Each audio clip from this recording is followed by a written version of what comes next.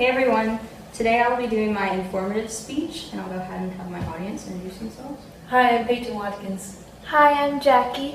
I'm Patrick. Okay, so many of us have either heard of or seen the movie Split, which recently came out in 2016 about a man with multiple personality disorder. And as many critics like to claim different things and comment on movies, one critic made a comment on this film stating on Rotten Tomatoes that the directors of this movie did not correctly portray as many schizophrenic traits as the audience may have liked to see. Which is interesting to me, being a health science and medical fanatic, because not only did this comment get a lot of popularity and agreements with it, but also this statement was completely false and inaccurate. And that the man did not have schizophrenia, which I will get to in a minute. So my purpose for this speech will be to inform others that people with multiple personalities do not have schizophrenia, and just because people have schizophrenia does not mean they have multiple personalities. I will do this by first discussing the symptoms of schizophrenia alone and what people tend to show when they have schizophrenia, followed by discussing multiple personalities disorder, which is also known as dissociative identity disorder, or DID, and then ending with comparing the two and showing how they are different and not correlated at all. So first, I will begin talking about schizophrenia and the common symptoms of it, which I have displayed on my visual. Common symptoms of schizophrenia include hallucinations, lack of restraint, lack of sense of self, aggression, and social isolation. As outlined by the American Psychology Association in the DSM-5, which is a formal book of mental illnesses and describes symptoms of it, a person must display, in order to be diagnosed, suspects of schizophrenia usually begin showing symptoms in early adulthood and must carry these symptoms throughout a period of time before they can be clinically diagnosed.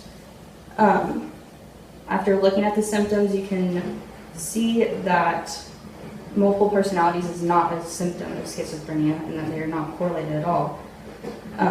So after looking at that, we can move on to my second point, which will be discussing the main components of dissociative identity disorder. Defined by the article by Healthy Place, dissociative identity disorder is a mental illness in which a person shows one or more distinct different personalities and can commonly cause challenges in everyday living. DID is classified as a dissociative disorder where the individual will lose consciousness for a period of time or can't remember certain things that happened.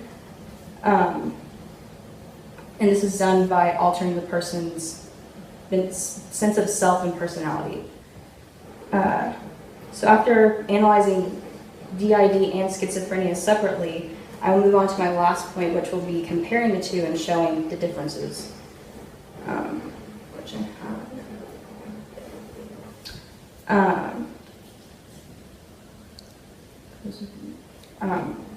So schizophrenia, you can see, is composed of many general symptoms and is more of a overall mental illness, where multiple personalities is really just one symptom or showing one symptom and is mainly that symptom alone.